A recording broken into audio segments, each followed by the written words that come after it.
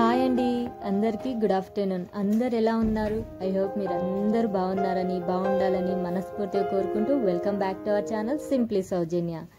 కార్తీక మాసం అప్పుడే మొదలైపోయింది కదా. అందరూ తెల్లవారుజామునే లేస్తున్నారు. పనులన్నీ తొందరగా అయిపోతున్నాయి.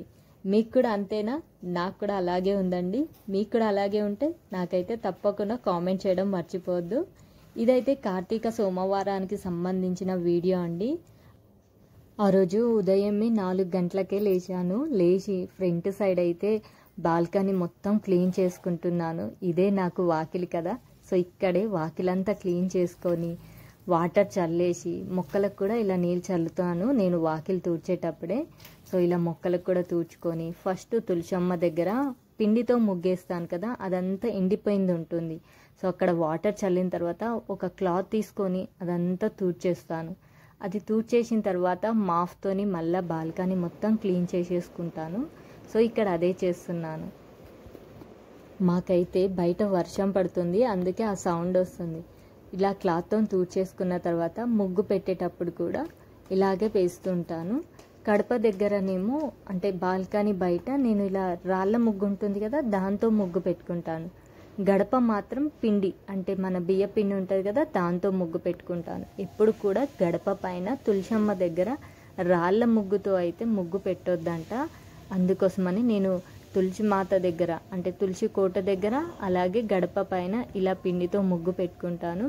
సో మార్నింగ్ మనం కార్తీక సోమవారాలే కానివ్వండి, ఈ కార్తీక మాసం మొత్తము సూర్యోదయానికి ముందే దీపాలు వెలిగించాలి కదా, అందుకే ఇక్కడ కొంచెం ఫాస్ట్గా పని అయితే చేసుకుంటున్నాను.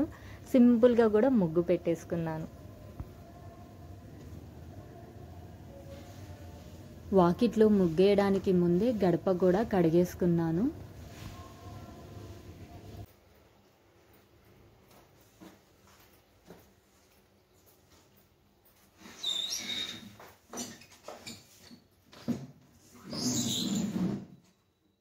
ఒక్కొక్కసారి మనం పని తొందరగా అయిపోవాలని కొన్ని పనులు రాత్రే చేసుకుంటాం కదా, అలాగే బాల్కనీ కూడా నేను రాత్రి కడిగి పెట్టేసుకున్నాను. కానీ మధ్యలో వర్షం చాలా పడింది, అందుకని బాల్కనీ మొత్తం వాటర్ వచ్చేసాయి. అందుకని వైఫర్తోనే ఒకసారి ఇలా రాసేస్తున్నాను. తర్వాత ఇల్లంతా ఊడ్చేసేసుకొని మాఫ్ పెట్టేసుకుంటున్నాను. ఇల్లు కూడా మాఫ్ పెట్టేసుకోవడం అయిపోయింది. ఇక్కడ చూడండి, కిచెన్ అయితే రాత్రే ఇలా సెట్ చేసి పెట్టుకున్నాను. దేవుడికి సంబంధించిన సామాన్ కూడా రాత్రే క్లీన్ చేసి పెట్టుకున్నాను. పొద్దున ఎలాంటి అడవుడు లేకుండా పూజ తొందరగా చేసేసుకుందామని. నేనైతే రెడీ అయ్యి వచ్చేసి తులసమ్మ దగ్గర పూజ చేసుకుందామని ఇలా ప్లేట్ అయితే ఏర్పాటు చేసుకున్నాను. సో ఫస్ట్ మనం కార్తీక మాసంలో తులసి దగ్గరనే దీపం వెలిగించాలి ఫస్ట్. అంటే నేనైతే ఇదే ఫాలో అవుతున్నాను. సో మరి మీరు ఏది ఫాలో అవుతున్నారో నాకైతే తప్పకుండా కామెంట్ చేయండి.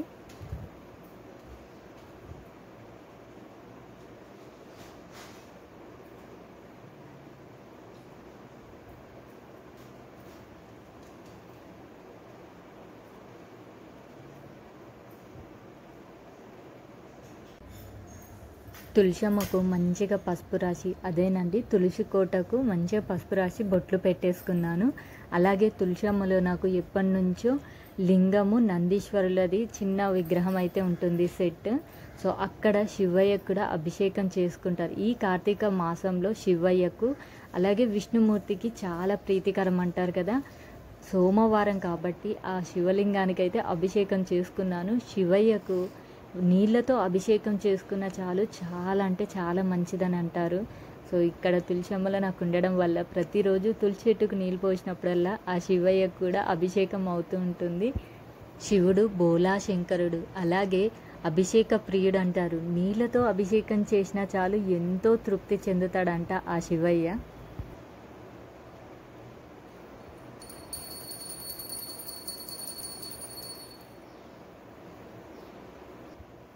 నార్మల్గా నేనైతే ఏకాదశి నుంచి మొదలుపెట్టి పౌర్ణమి వరకు మాత్రమే కార్తీకం చేస్తాను. కానీ ఈ సంవత్సరము కార్తీక సోమవారం కూడా చేసుకోవాలని చెప్పి ఈ రోజు నుంచి అయితే మొదలు పెట్టాను. సో ఎంత మంచిగా అనిపించిందో చేస్తుంటే, చాలా బాగా అనిపించింది. కార్తీక మాసం అంటేనే చాలా పుణ్యమైన మాసం. ఈ మాసంలో 30 రోజులు చేసినా చాలా మంచిదంటారు. అలా కుదరని వాళ్ళు సోమవారాలు అంటే కార్తీక సోమవారాలు కూడా చేసుకుంటే చాలా మంచిది. అది కూడా కుదరని వాళ్ళు కేవలము ఏకాదశి నుంచి పౌర్ణమి రోజు వరకు అంటే 5 రోజులు చేసినా చాలా అంటే చాలా మంచిది. ఎవరికైనా ఈ నెల రోజులు కుదరని వాళ్ళు ఇలా చేసుకోండి. అంటే నేను చేసేది మాత్రమే ఇక్కడ చెప్తున్నాను. నేనైతే కార్తీక ఏకాదశి నుంచి కార్తీక పౌర్ణమి వరకు 5 రోజులు మాత్రమే చేస్తాను. కానీ ఈ సంవత్సరం కొత్తగా సోమవారం కూడా చేయాలనుకొని ఇలా అయితే స్టార్ట్ చేశాను.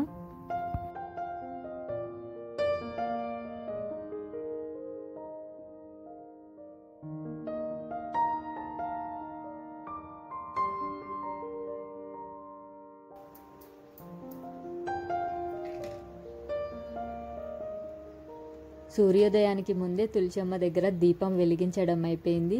అలాగే ఇంట్లో పూజ కూడా కంప్లీట్ చేసుకున్నాను. చాలా అంటే చాలా బాగా అయింది పూజ. సో ఇక్కడ వచ్చేసి ఈశాన్యంలో నేను నా దగ్గర గంగాళం అని ఉంటుంది, అందులో నీళ్లు పోసి పెట్టుకుంటాను. సో దానికోసమే ఇక్కడ ఒక రాయి మీద ముగ్గు పెట్టుకుంటున్నాను. అంటే దీనిపైన ఎందుకు పెట్టుకుంటున్నాను అని మీకు డౌట్ రావచ్చు. మార్బల్స్ అనేది కింద మార్బల్స్ కాదు, టైల్స్ పసుపుతో అలుకుతే మొత్తం పచ్చగా అయిపోతుంది. అందుకని నేను దానికి రీప్లేస్గా ఇలా ఏర్పాటు చేసుకున్నాను. ఒక మార్బల్ పైన ఇలా ముగ్గు పెట్టుకొని ఆ ఈశాన్య మూలలో ఇది పెట్టుకొని దీనిపైన అయితే గంగాళాన్ని పెట్టుకుంటాను. సో ఇప్పుడైతే గంగాళాన్ని ఇలా డెకరేట్ చేసుకుంటాను. నేనైతే దీన్ని గంగాళమే అంటారు, మీరేమంటారో కామెంట్ చేయండి.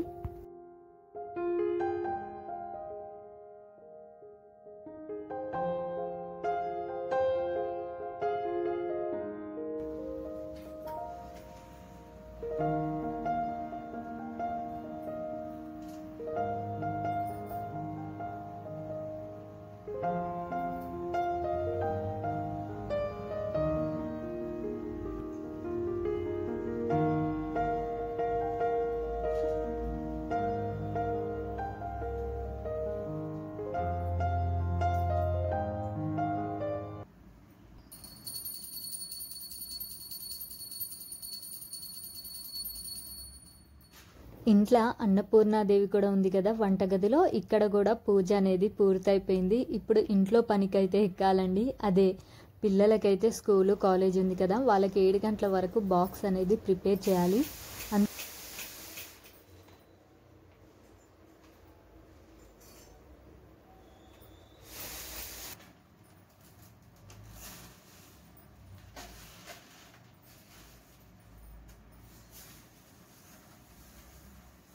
వంటకి ఈరోజు సింపుల్ రెసిపీస్ అయితే ఏర్పాటు చేసుకున్నాను. అదేనండి టమాటా పప్పు తొందరగా అయిపోతుంది కదా, సో అది సెలెక్ట్ చేసుకున్నాను ఈరోజు. ఎందుకంటే ఆల్రెడీ మనకి 6:30 అవుతుంది, ఇంకా హాఫ్ అన్ అవర్లో వంట అయిపోవాలి. అందుకని ఫాస్ట్గా వంట అనేది స్టార్ట్ చేశాను.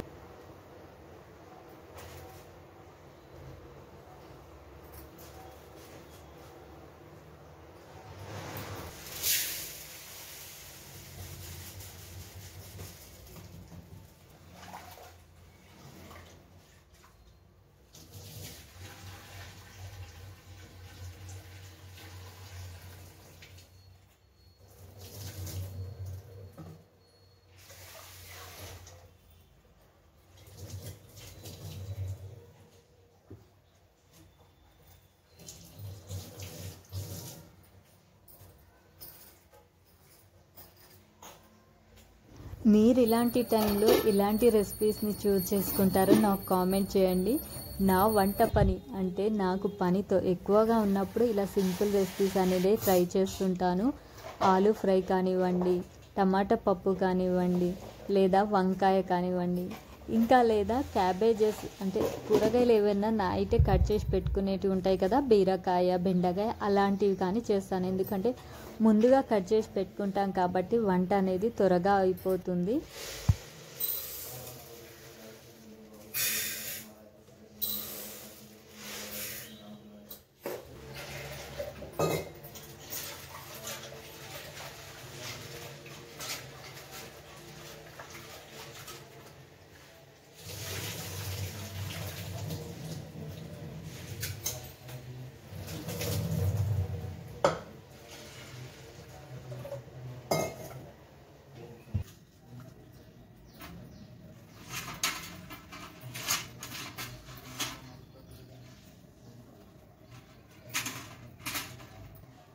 ఒక సైడ్ బియ్యం కడిగి పెట్టేశాను, ఇంకొక సైడ్ పప్పు కూడా పెట్టేస్తున్నాను.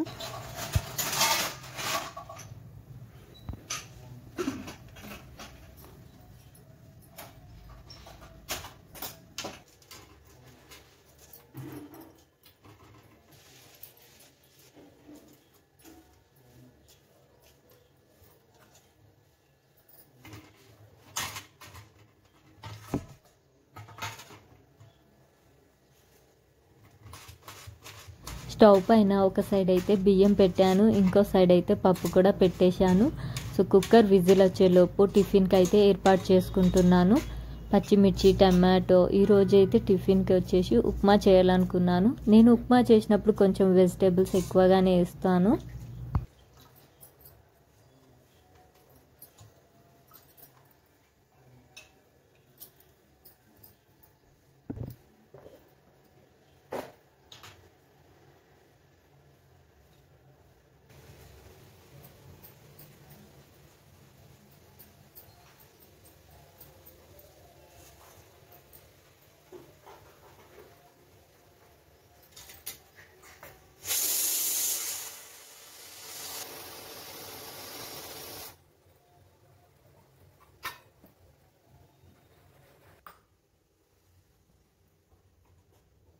పప్పు అయితే ఉడికిపోయి విజిల్స్ కూడా వచ్చేసాయి. అంతలో స్టవ్ కాలైందని చెప్పి మా వారికి అయితే టీ పెట్టాను. మా ఇంట్లో ఒకరే టీ తాగుతారు, అది మా వారే.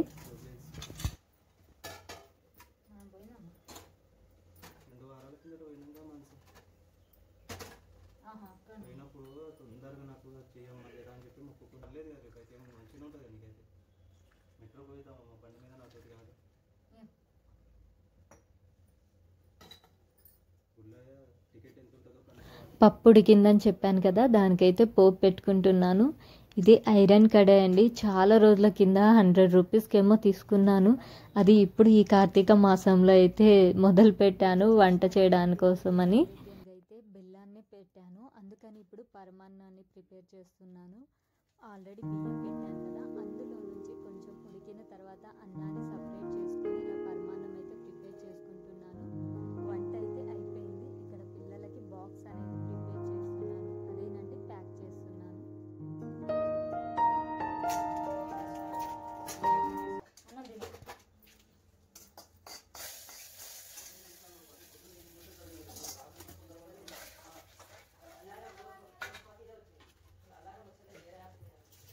పొద్దున దేవుడికి పూజ చేసినప్పుడు నైవేద్యంగా ఉట్టి బెల్లాన్ని నివేదించాను, అందుకని ఇప్పుడు వంట చేస్తున్నాను కదా. అన్నం అయితే ఆల్మోస్ట్ ఉడికిపోయింది. అందులో నుంచి కొంచెం సపరేట్ చేసుకొని పరమాన్నం కోసం ఏర్పాటు చేసుకుంటున్నాను. నేనైతే హడావుడి ఉన్నప్పుడు ఇలాగే చేసేసుకుంటాను. మరి మీరు ఎలా చేసుకుంటారో కామెంట్ చేయండి.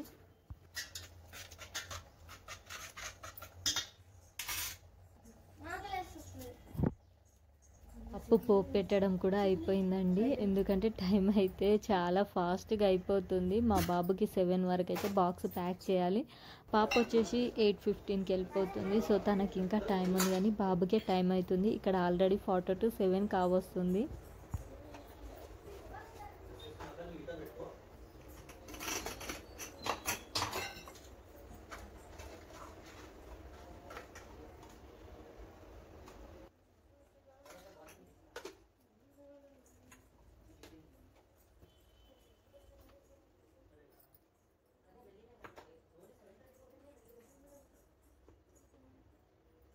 వంట అయితే అయిపోయింది కదా, బాబుకి అయితే ఫాస్ట్గా బాక్స్ అనేది ప్యాక్ చేస్తున్నాను. టిఫిన్ కూడా పెట్టించేసాను, తనైతే అక్కడ తింటున్నాడు. సో 7 వరకు అయితే మనది డన్. వంట ప్రిపేర్ చేసేసాం, అలాగే బాస్కెట్ కూడా ప్రిపేర్ అయిపోయింది. సో ఇక్కడ పాపకు కూడా రైస్ అనేది ప్లేట్లో వేసి పెడుతున్నాను, చల్లగా అయితే బాక్స్లో పెడితే మంచిదని చెప్పి.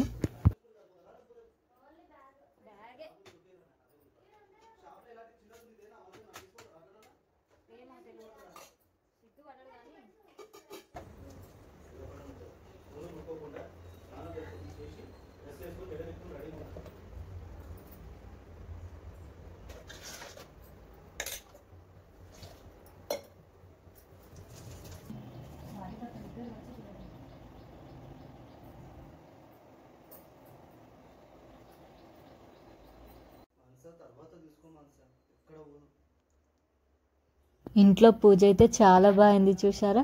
ఇంట్లో పూజ అవ్వగానే నేను ఆలయానికి వెళ్దాం అనుకున్నాను. సో బాబుని పంపించిన తర్వాత పాపను పంపించడానికి మధ్యలో టైం ఉందని చెప్పి ఆలయానికి వెళ్ళాను. అప్పటికే అభిషేకం అనేది స్టార్ట్ అయిపోయింది. ఆ శివయ్యని చూసి ఎంత బాగా అనిపిస్తుందో.